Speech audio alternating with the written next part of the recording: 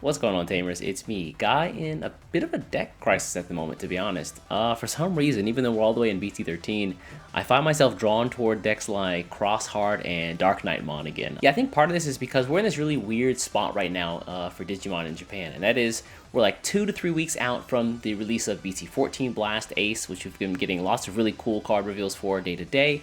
We're also like in this weird spot where we're waiting for the restricted list to update on June 16th over here. And all this really culminates into like BT13 versus Royal Knights that's just kind of winding down. After looking at last week's results, people kind of just trying some stuff out. They're taking a look at like what decks might look like after the restricted list hits over here in Asia.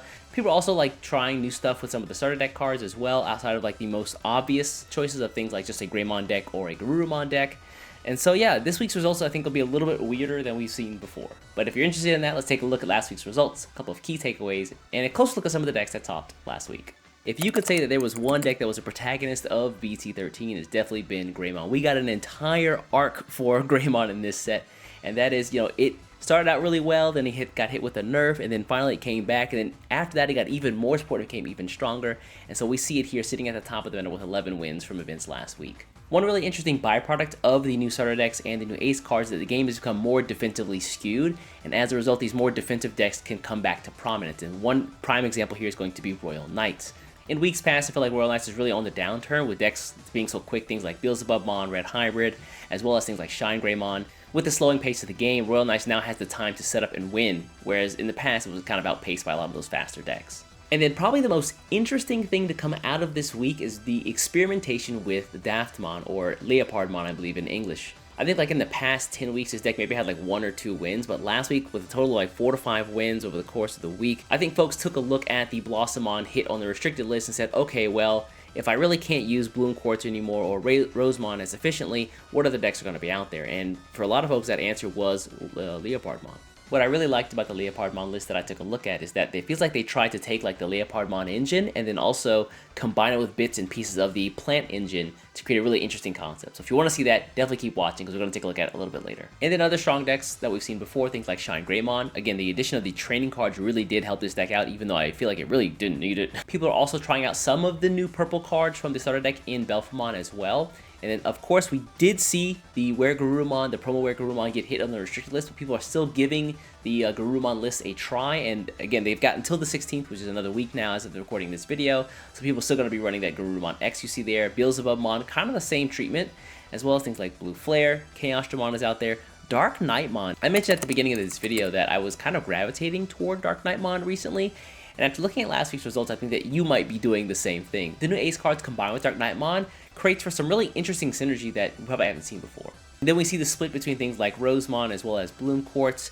Aegirstramon took a win last week as well as Alphamon. Again, Dorogoromon took a win there, although this was like really small event, but again, still kind of cool to see this doing well. And this Gamamon deck is actually really neat. So Gamamon, although it only has 1 win from last week, that win was at a pretty large scale online event, and so I definitely want to take a look at this deck as well because I love Gamamon. And then people taking their Grandis out for one last ride as well.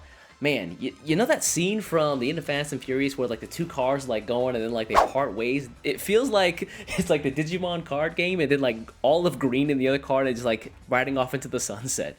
And then to round out our list, we got things like Hunters, Minerva Loop with some of the new starter deck cards seems interesting, as well as this one shows like the Miko mode for Sakyamon, but this deck is more like a Kazuhamon control focused deck, which is pretty interesting.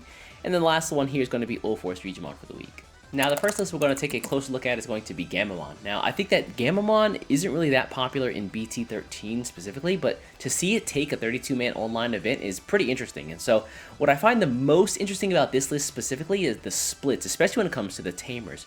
But let's start off here with the level 3s here.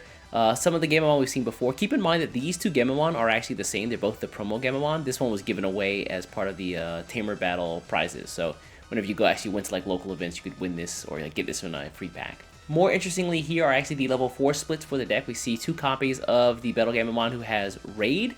We see 4 copies of the BT6, I think, Battle Gamamon who has Blitz.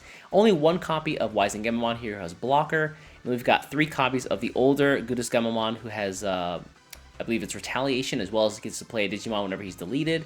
And then we also have the Gudus Gamamon, the newer one from the RB set, the Rising Wind Booster, who lets you destroy a Digimon at the end of the attack if you destroy this Gudus Gamamon as well. Keep in mind here that this Gullus Gamamon only allows you to destroy a Digimon that's lower DP than him, But honestly, because this deck has so many ways to buff up your Digimon, that's really not a problem. And he also has that nice little ability of playing a Digimon afterward whenever he's destroyed.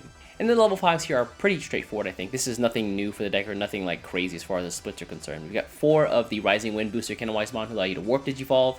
You've got 2 of the older Kenowise-mon who buff himself up a little bit, and he gives you the security attack +1, so you can hit a little bit harder on board. And then 2 copies of Regulus-mon who's going to make your boards a little bit stickier, and then if your opponent does try to get rid of something, they're going to lose something as well. I think one of the more difficult parts of building this deck is finding the right split of Tamers, and I love the inclusion of Analog Boy. Sometimes it feels like when you play this deck, if your board is wiped out, you kind of lose all momentum. So the idea of the Analog Boy here, being able to open up a card in your raising area and then be able to play off of that for the following turn, I think is going to be useful. Keep in mind that these 2 Tamers are actually the same Tamer, it's just different artworks. They're both from the Rising Wind Reboot booster.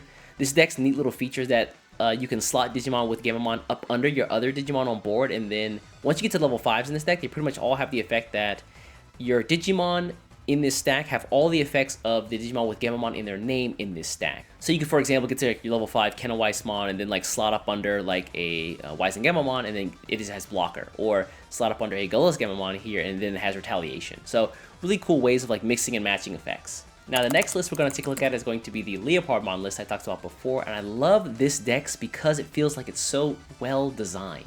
I mentioned before that it does combine some elements of the plant and vegetation deck that we've seen before. Some of the newer cards from BT13 like Sunflowermon as well as the Lullumon here are going to allow you to search out cards and then also be able to Digivolve for cheaper costs. So this deck has a 2-step plan for victory. The first one here, to get to your Leopardmon, and when you drop him or when you Digivolve into him, you can play another Digimon on the board that's green and then reduce his play cost by 4. And as you see here, most level 4s are pretty low cost, which means they're going to be 0 cost drops. What's also nice here is that even if you don't have any level 4s, but you do a level 5, you can play a Lilymon, a level 5, for just 2 cost. And then when you do that, all of your Digimon are going to get blocker. And in the following turn, you're going to go into attack mode by Digivolving your Leopardmon into Leopardmon Leopard mode for just 1. And then once he attacks, he's going to allow you to rest the Digimon, become active, and because of the Lilymon and the Lilymon's effect, he's going to get security attack +1. That means he's going to be able to swing for 2 times. What's really nice here is that a lot of the Digimon here's inheritance is either just buff up your Digimon or make your Digivolution costs even cheaper. So once you get out your first Leopardmon, it's very possible to get out more copies of Leopardmon as a result because everything is going to be so cheap. It really does feel like this deck has that momentum style that green is known for. So if you are a green purist, then definitely give this deck a try because it seems super fun. And the last list we're going to take a look at today is going to be Dark Knightmon, a deck that I've been kind of gravitating to in the past couple of weeks here. I love Dark Knightmon at level 5 and below. I think level 6 is kind of clunky with the Dark Knightmon X. Not a bad card, but honestly doesn't have that burst power that I think a lot of cards do. And with the strength of the level 5s, as well as the new Ace cards, I think the defense power of this deck really sees a big boost. Unfortunately, here the picture a little bit scuffed, so I'll try to help out where I can. You see the Skull Knightmon Big Axe mode here with the Digicross effect, which allows you to search and destroy some things on board, as well as the Cavalier mode. Again, jamming and blocker, never a bad combination. The fact that it's a 1-cost Digivolve off of one of your 4-cost Digimon means that this is just a cheap source of card draw. It's a little hard to see here, but we've got 4 copies of the older Skull Knightmon here, as well as 3 copies of the older Deadly Axemon, and I believe this is 1 copy of the EX4 Deadly Axemon as well. And then the level 5s are pretty much what you'd expect. You've got 4 copies of the Dark Knightmon here, as well as 3 copies of the older Dark Knightmon. I love the parallel artwork here, as well as 1 copy of Chimeramon. And then the level 6s here, a little strange. You've of course got 2 of the Ace War Greymons, so you can Digivolve off of your Dark Knightmons into this guy for a big defensive boost on your opponent's turn, and the Counterblast Digivolve. But they've got 3 copies of the Dark Knightmon X antibody, and then 1 copy of, I believe this is Dexmon or Death Xmon, yeah. For the Tamers, we've got 3 copies of Nene here, but we've also got 2 copies of the EX4 Dual Tamer Nene and Kittyha. I love this card because it gives you access to just Digicross from the trash whenever you want once per turn, and because this deck does trash so many cards, that's just a boon for them.